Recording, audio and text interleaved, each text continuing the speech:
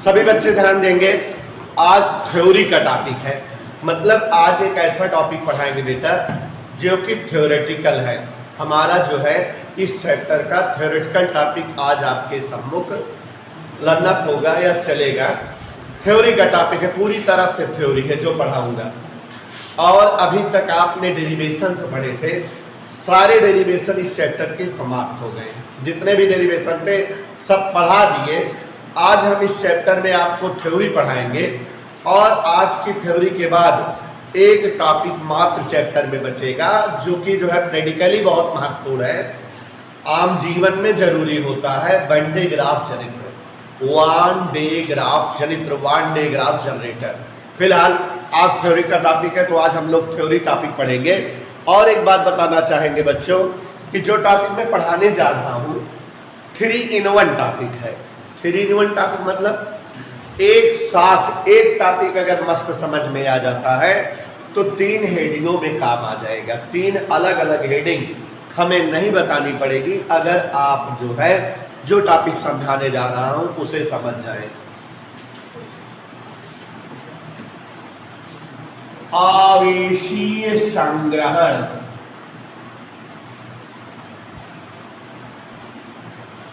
आवेशीय संग्रहण, ये टॉपिक अगर आप जो है देखोगे तो इस टॉपिक के साथ साथ मैं आपको परावैद्युत का ध्रुवण और परावैद्युत पदार्थों का धारिता पर प्रभाव, 3 हेडिंग एक साथ समझ में आ जाएगी। अगर आप आवेशी संग्रहण टॉपिक पढ़ते हैं तो परावैद्युत का ध्रुवण और आवेशीय संग्रहण एक साथ 3 हेडिंग समझ में आएगी। तो यहाँ देखिए जरा, हम आपको परावैद्युत का ध्रुवण बता रहे हैं लेकिन आवेशी संग्रहण और जो है साथ साथ आपको परावैद्युत पदार्थों का उपस्थिति से धारिता पर इफेक्ट, ये सब चीजें भी समझ में आ जाएगी। हाँ बच्चों, परावैद्युत का ध्रुवण, आवेशीय संग्रहण और धारिता का परावैद्युत पदार्थों की उपस्थिति से प्रभाव, एक साथ 3 हेडिंग आप समझेंगे। ध्यान दीजिएगा और समझने का प्रयास करिएगा कि एक साथ 3 हेडिंग। देखिए जरा, सबसे पहले हम आपके सामने समांतर प्लेट संधारित्र बना रहे हैं। गौर से देखिए, यहाँ बच्चों एक समांतर प्लेट संधारित्र। समांतर प्लेट संधारित्र का मतलब है, खूब ध्यान से समझिएगा, थ्योरेटिकल टॉपिक है, कहानी में है। समांतर प्लेट संधारित्र का मतलब एक चालक प्लेट X हो और ये चालक प्लेट X मान लीजिए A क्षेत्रफल की है और किसी स्टैंड से कसकर बंधी है। ये इस तरह से किसी स्टैंड से ये हमारी चालक प्लेट कसकर बंधी है। यहां पर देखिए जरा, एक स्टैंड है और स्टैंड से जो है ये हमारी चालक प्लेट संबंधित है। इस तरह से ये समांतर प्लेट संधारित्र प्यारे बच्चों आपके सम्मुख बना रहे हैं। थ्योरेटिकल टॉपिक है, मस्त 3 हेडिंग एक साथ, हम एक ही पे 3 हेडिंग समझा देंगे। ध्यान दीजिएगा, थ्योरी है, याद नहीं करना पड़ेगा, एग्जाम में आपसे अक्सर पूछता है। ये चालक प्लेट X को हम ये वैद्युत स्रोत से जोड़ करके आवेश दे करके इसे चार्ज कर रहे हैं। ये +Q आवेश इस प्लेट X पर आ रहा है और ये प्लेट X आप सभी समझ रहे हो पूरी तरह से धन आवेश से आवेशित हो जाएगी। आप सभी के सम्मुख में समांतर प्लेट संधारित्र बनाने का प्रयास कर रहा हूं। ध्यान दीजिए, ये चालक प्लेट X है, स्टैंड से कसकर बंधी है और +Q आवेश से आवेशित है। Is that okay? अब इसी के सामने इसी जैसे आकार की और इसी के क्षेत्रफल के समान एक दूसरी चालक प्लेट है। गौर से देखिए, ये दूसरी चालक प्लेट है बच्चों, और ये चालक प्लेट हमारी वाई है, और ये चालक प्लेट वाई अगर गौर से समझो सभी लोग, प्लेट एक्स के सम्मुख रखी है और चालक प्लेट वाई जो कि प्लेट एक्स के सम्मुख रखी है, यह भी किसी स्टैंड से कसकर बंधी है। स्टैंड से इसका भी कनेक्शन है। दूसरी वाली चालक प्लेट पहली चालक प्लेट के समांतर और पहली चालक प्लेट से कुछ दूरी पर इस तरह से जो है रखी हुई है। ये दो चालक प्लेटें एक दूसरे के समांतर हैं।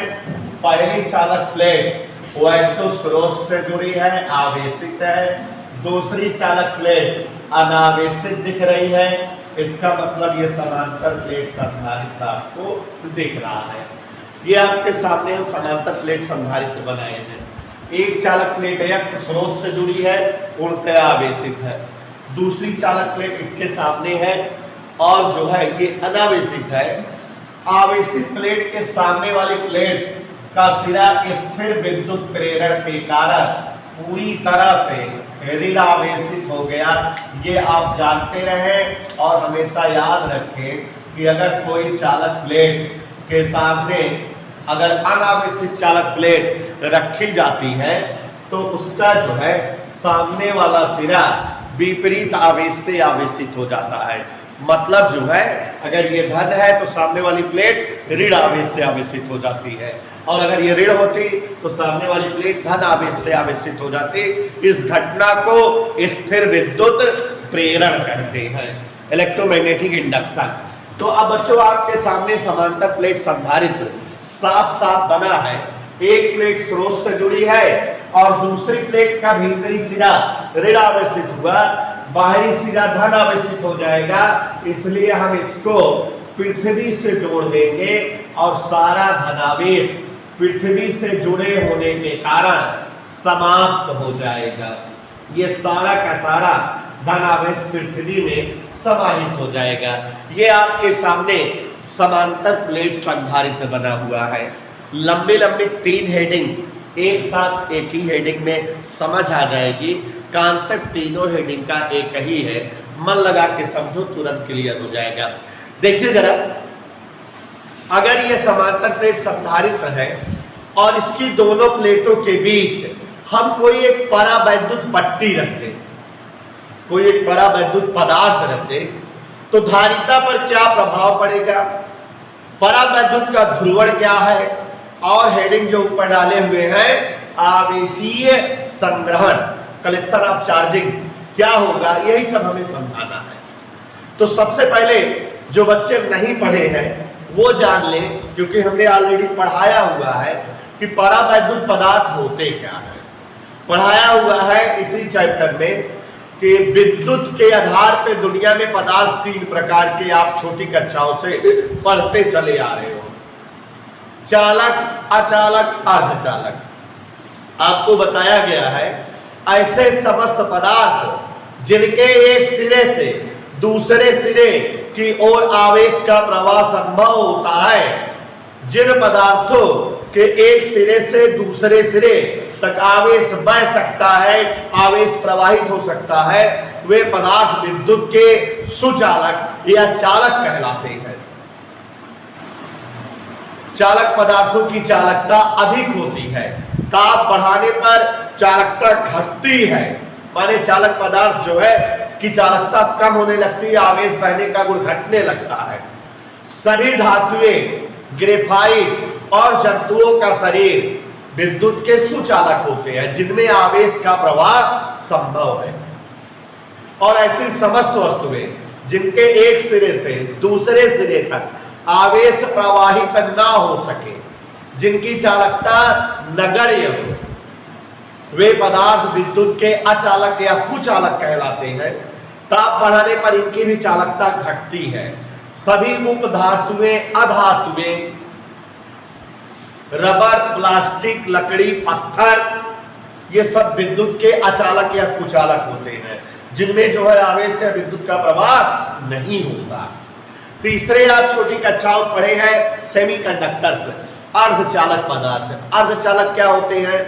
ऐसे पदार्थ जिनकी चालकता चालक और अचालक के बीच में हो, माने जिनकी चालकता चालकों से कम हो किंतु अचालकों से ज्यादा हो। एक और परिभाषा होती है कि ऐसे समस्त पदार्थ जो सामान्य ताप पर, माने जब प्रकृति में पाए जाए नॉर्मल टेम्परेचर पर विद्युत के कुचालक हो, और उच्च ताप पर, ताप बढ़ाए जाने पर विद्युत के सुचालक हो जाए, वही पदार्थ सेमीकंडक्टर या अर्धचालक कहलाते हैं।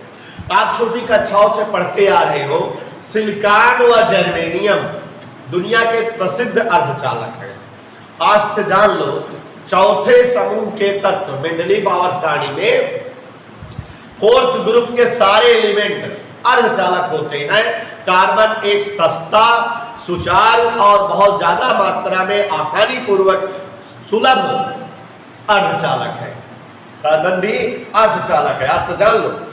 तो इस तरह से बच्चों आप जो है चालक, अचालक, अर्धचालक, अंग्रेजी में आओ कंडक्टर, बैक कंडक्टर, इंसुलेटर और तीसरे सेमीकंडक्टर, इनके बारे में आप जानते हैं क्या है, कैसे है, हमने आपको समझाया। यहां विद्युत में एक चौथा पदार्थ भी पैदा हो गया है।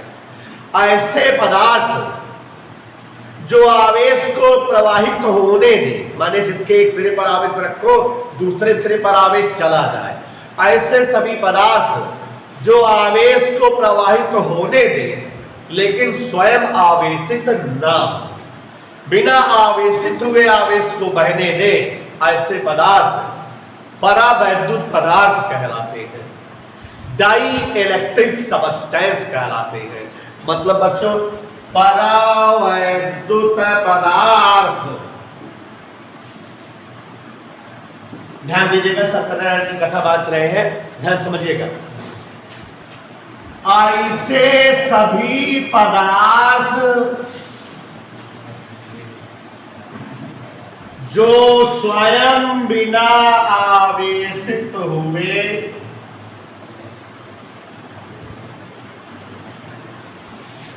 माने खुद चार्ज ना हो, खुद आवेशित ना हो, बिना आवेशित हुए स्वयं से होकर आवेश को प्रवाहित होने दे।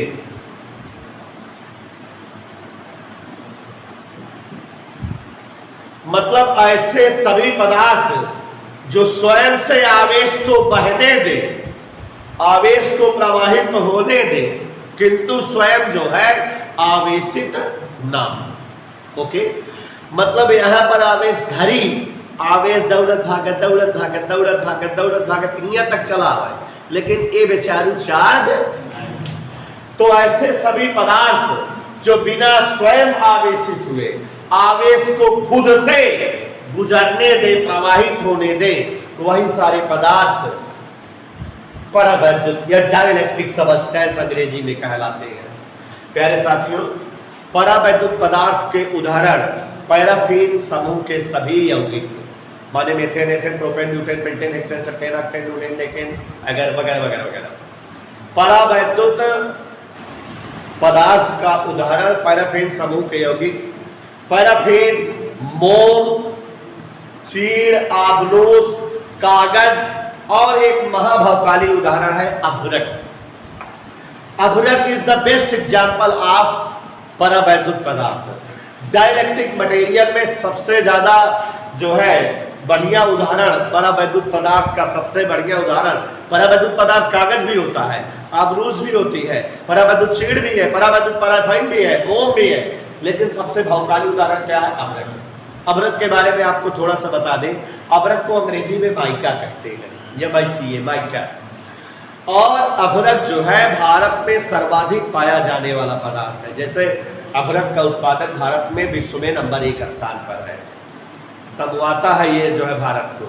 अब है क्या, आप सभी लोग जो है अभ्रक का दर्शन किए हैं लेकिन जानते नहीं है, तो आपको आज याद दिला रहे हैं कि अभ्रक नाम तो सुना सुना लग रहा होगा, इतिहास भूगोल में सुने होंगे। ये है क्या? फिजिक्स के हिसाब से डाइलेक्ट्रिक मटेरियल,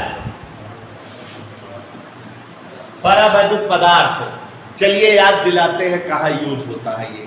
अगर आप कभी कपड़ा प्रेस किए हो, कपड़ा प्रेस करना जानते हो ना, तो जो प्रेस होता है हीटर, हैंडल लगा होता है, हैंडल लगा होता है आपके, तो ऐसे हैंडल होता है, आप ऐसे उसको पकड़ते हैं, फिर उसके जो है हैंडल के चारों तरफ ऐसे बॉडी बनी होती है उस प्रेस की, अलग अलग कंपनी वाले अलग अलग डिजाइन की। फिर नीचे एक जो है मोटी सी प्लेट होती है ऐसे, और ये प्लेट अंदर छुपी होती है, आपको दिखाई नहीं देती। इसके भी नीचे एक और चौड़ी सी प्लेट होती है जो आपको दिखाई देती है। ये होती है हमारी प्रेशर प्लेट, दाब प्लेट, और ये होती है हमारी भार प्लेट। दोनों प्लेटें बहुत हैवी होती है, वजनी होती है, तभी तो कपड़े पर पह आती है। ऐसे कुछ प्रेस होता है, अगर आपको याद हो, कुछ इसी स्टाइल में प्रेस होता है, रफली फिगर बनाएंगे, ठीक है। ज्यादा बढ़िया बना देंगे तो फेमस आर्टिस्ट हो जाएंगे, आप लोग मेरे पीछे लग जाओगे, याद है। तो यहाँ ये कौन सी प्लेट है? भीतर वाली दाब प्लेट, और ये नीचे वाली कौन सी प्लेट है? भार प्लेट। इन दोनों प्लेटों के बीच में, ये दाब वाली प्लेट लुकान रहा था, अंदर रहा था, दिखाना है। इन दोनों प्लेटों के बीच में एक झिल्ली होती है, दोहरी करके, जो है कैसी होती है? डबल थ्रेडों में ऐसे झिल्ली होती है, इस तरह से दोहरे आधार में ऐसे झिल्ली होती है, ठीक है। और ये झिल्ली जो है माइका या अभ्रक की होती है, और इस झिल्ली जैसे एक ऊपर परत है कि नीचे ऐसे चिपकी रहा है, झिल्ली के बीचों बीच में नाइक्रोम या मैग्नीज का कुंडली नुमा तार होता है।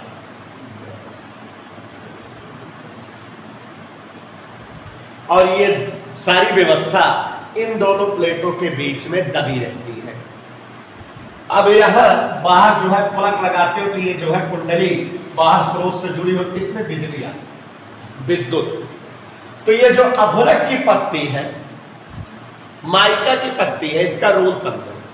यह आवेश तो बहने देती है, लेकिन स्वयं अनचार्ज रखती है, स्वयं आवेशित। तो यहां जो बाहर से करंट आता है वो केवल इसी कुंडली में जाता है, ऊपर वाली पत्ती पर और नीचे वाली पत्ती पर नहीं आता। इस कारण जो ना भार प्लेट में करंट जाता है, ना तो दाब प्लेट में करंट जाता है। दोनों प्लेटों में करंट का प्रवाह नहीं होता, जबकि अंदर करंट आ रहा है। यही जो है अभ्रक की पत्ती बचाती है, इन दोनों प्लेटों में करंट नहीं आने देती। नहीं तो जैसे आप टच करके प्रेस करते समय देखते हो गर्म रहा है कि ना है, प्रेस करने लगते हो तो चमक जाते हैं, हार्ट बीट बढ़ जाए तुरंत, राम नाम सत्य है। तो यहाँ जो है अब आप अभ्रक की पत्ती का रोल समझ गए कि ये स्वयं आवेशित नहीं होती, लेकिन अपने से होकर आवेश को बहने देती है। तो यही जो है रोल होता है यहाँ दाब प्लेट और भार प्लेट के बीच में, ये चाचा अभ्रक का, जो कि जो है आवेश को बहने देते हैं, लेकिन स्वयं आवेशित। इसकी ऊपरी वाली परत किससे जुड़ी होती है? दाब प्लेट से, और नीचे वाली परत किस पर चिपकी होती है? भार प्लेट पर। तो दाब और भार प्लेट दोनों में करंट प्रवाह नहीं होता, लेकिन कुंडली में करंट का प्रवाह होता रहता है। तो ये हमारी जो है परावैद्युत पदार्थों की कहानी हो गई कि ऐसे समस्त पदार्थ जो स्वयं आवेशित न हो, लेकिन आवेश को स्वयं से बहने दे। तो हमने इसको बताया क्यों? कोई भौकाल होगा तभी बताया। ऐसा है कि ये जो परावैद्युत, ये जो संधारित्र बनाए हैं, समांतर प्लेट संधारित्र, इसकी प्लेटों के बीच हम कोई परावैद्युत पदार्थ रखना चाहते हैं और देखना चाहते हैं क्या होगा। परावैद्युत पदार्थ की उपस्थिति से धारिता का प्रभाव। और बेटा पूरा थ्योरी है, और आधे पन्ने की थ्योरी है, और 3 बार पढ़नी है, मतलब 3 एडियो में है। तो इसलिए ऐसा समझो कि मेरी तरह आपको भी रटा रहे कि अगर सोते रहो तब भी जो है आराम से बता लो। फिजिक्स मेरे पूरे सांसों में भरी हुई है, जगाओ अचानक अभी तुरंत बकने लगेंगे। तो वैसे ही आप लोगों को भी याद हो जाए ऐसा समझिए। अगर हम ये कोई एक परावैद्युत पट्टी, गौर से समझो। अब आप जान गए परावैद्युत पट्टी मतलब जैसे अभ्रक वगैरह की प्लेट, कोई एक चौड़ी सी परावैद्युत पट्टी हम ले लिए। ध्यान दीजिएगा सभी लोग, परावैद्युत पट्टी एक ले लिए और इसको संधारित्र की दोनों प्लेटों के बीच में रख दिए और परावैद्युत पट्टी का नाम मान लो AB है। ध्यान दीजिएगा कि यह समांतर प्लेट संधारित्र था और समांतर प्लेट संधारित्र, गौर फरमाइएगा कि दोनों प्लेटों के बीच कछु मोटाई की एक परावैद्युत प्लेट रख दी गई। सपोज करो कागज की प्लेट बना के रख दिए या अभ्रक की प्लेट बना के रख दिए, पैराफिन मोम की एक प्लेट रख दी। मन लगा समझो बेटा, एक साथ 3 टॉपिक समाप्त हो जाएंगे।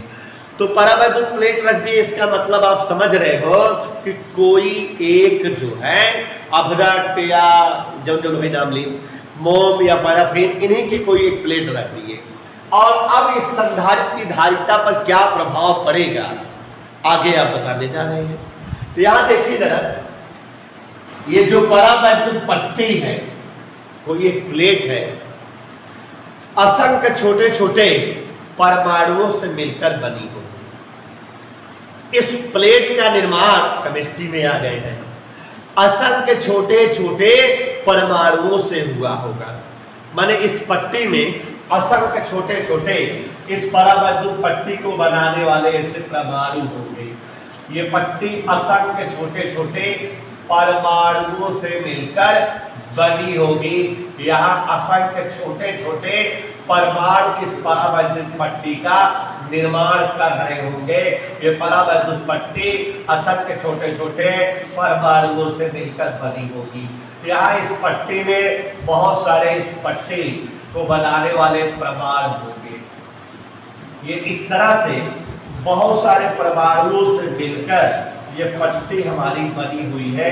आप सभी लोग देख रहे हैं कि हम आपके सामने परावैद्युत पट्टी के परमाणुओं की सकल सूरत बना रहे हैं, दिखा रहे हैं कि हम परावैद्युत पट्टी के परमाणु कैसे परावैद्युत पट्टी में भरे हुए हैं। देखो जरा, ऐसे असंख्य परमाणु परावैद्युत पट्टी में भरे हुए हैं। हम आपको परावैद्युत पट्टी के परमाणुओं की जो है शक्लें दिखा रहे हैं। ऐसे देखो, परावैद्युत पट्टी के सभी परमाणु इसी तरह से कुछ होंगे। थोड़ा कहीं टेढ़ा मेढ़ा बन जा रहा होगा, परमाणु जान रहे हो, जबकि गोल आकार के होते हैं तो टेढ़ा मेढ़ा बन जा रहा होगा, वो सब चलेगा, आप लोग गोला गोला बना लीजिएगा। परावैद्युत पट्टी के ये सब परमाणु है, ऐसे असंख्य परमाणु ठोस ठोस के भरे हुए हैं इस परावैद्युत पट्टी में। परावैद्युत पट्टी में, इस परावैद्युत पट्टी का निर्माण करने वाले असंख्य परमाणु यहाँ ठोस ठोस के भरे हैं। ये इस तरह से ऐसे,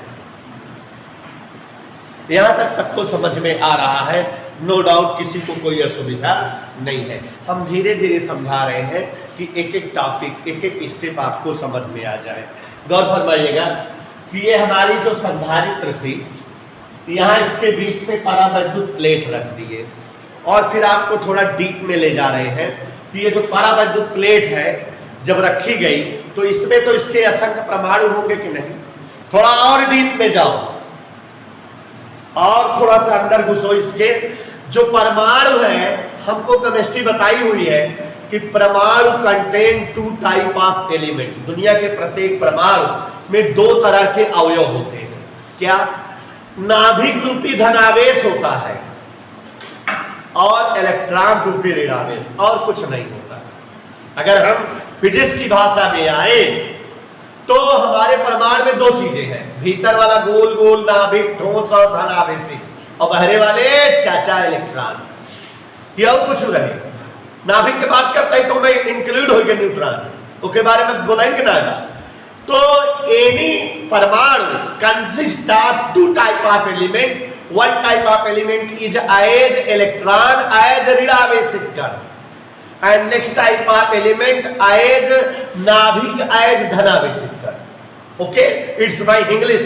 तो यहां समझ रहे हो कि परावैद्युत पट्टी असंख्य परमाणुओं से मिलकर बनी है और हर परमाणु दो तरह के अवयव को रखते हैं, नाभिक रूपी धनावेश और इलेक्ट्रॉन रूपी।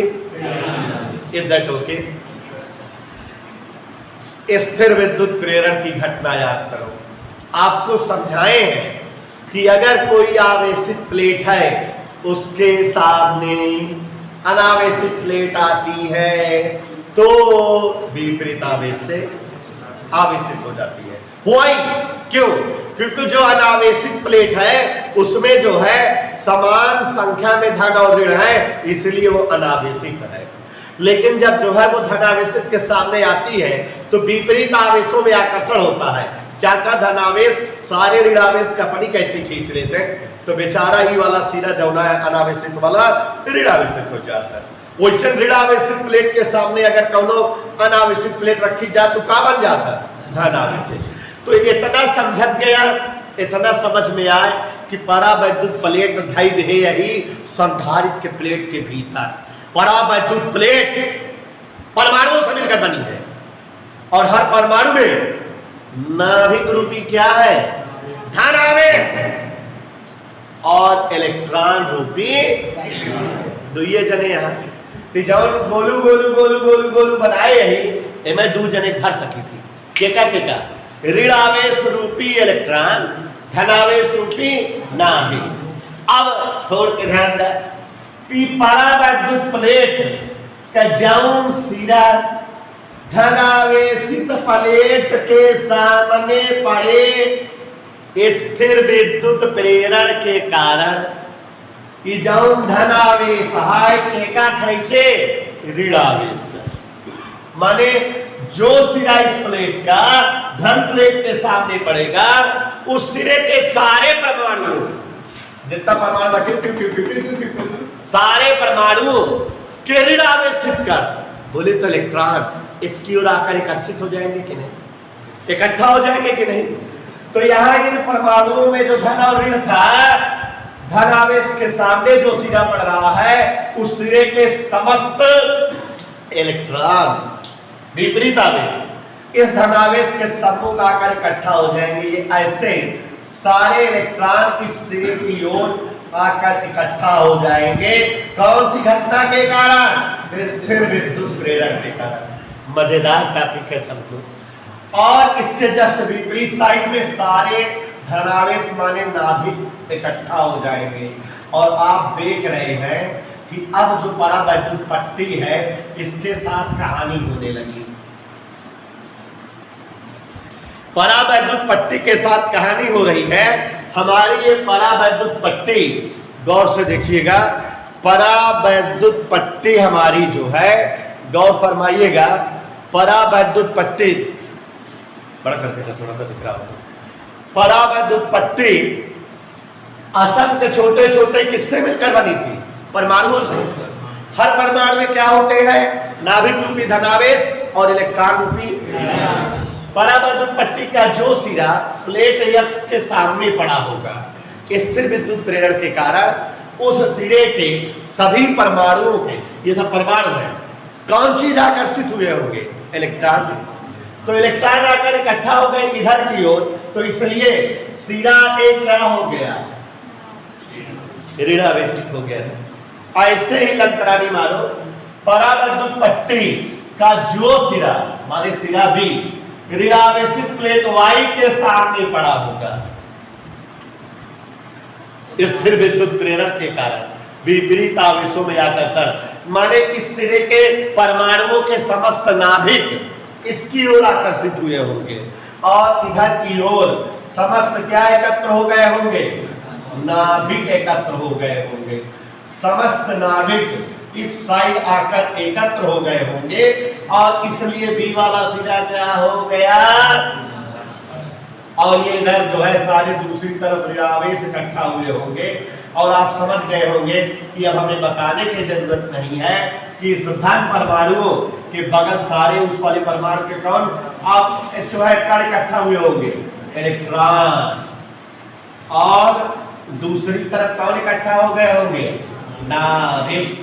तो इस तरह से परावैद्युत पट्टी के प्रत्येक परमाणु अब आयन बन गए, आवेशित हो गए।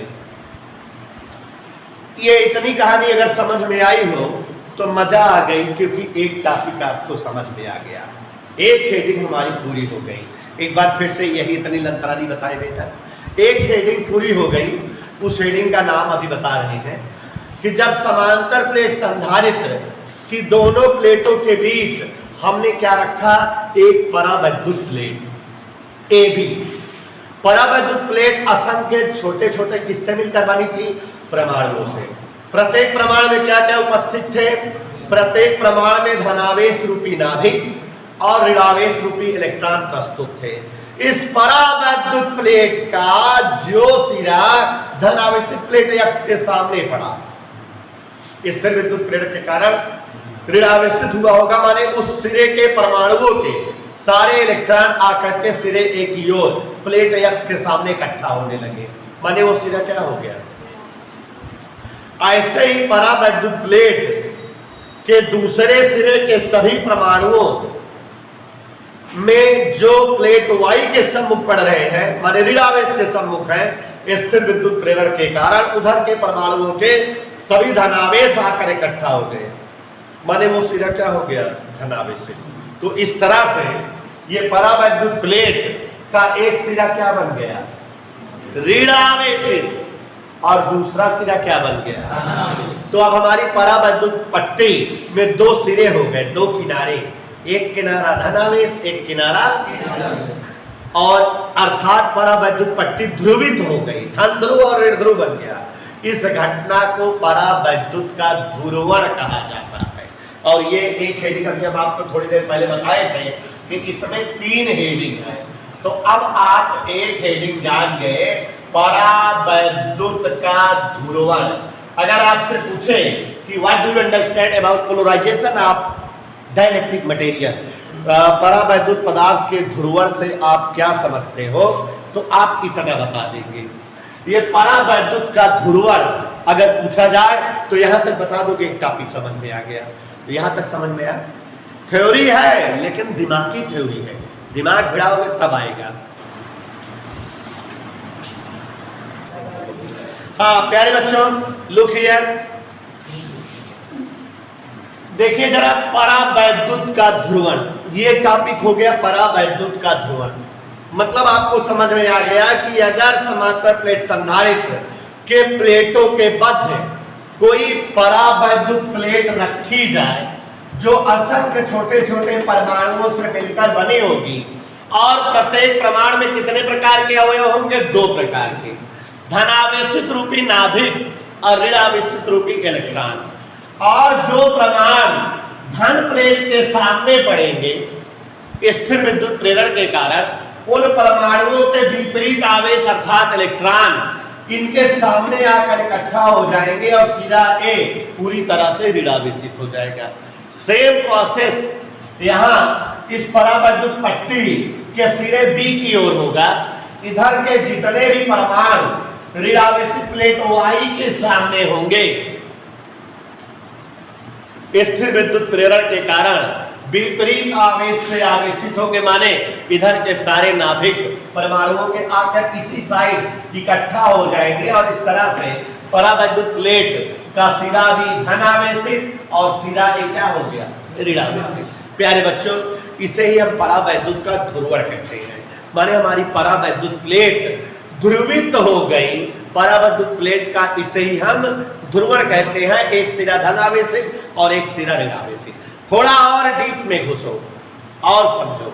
देखो बेटा, जब ये परावैद्युत पट्टी नहीं रखे थे तो प्लेट एक्स और प्लेट वाई के बीच वैद्युत क्षेत्र था, और वैद्युत क्षेत्र की तीव्रता मान लेते हैं वेक्टर ई थी, और इसकी दिशा कहां रही होगी, एक्स से वाई की ओर। वैद्युत क्षेत्र हमेशा धन से ऋण की ओर होता है। गौर से देखो और क्या बता रहे हैं।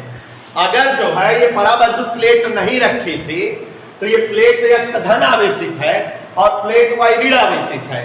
दोनों प्लेटों के बीच पर्याप्त वैद्युत क्षेत्र रहा होगा, इलेक्ट्रिक फील्ड रहा होगा, जिसकी दिशा किधर से किधर रही होगी, प्लेट x से प्लेट इधर। क्लियर?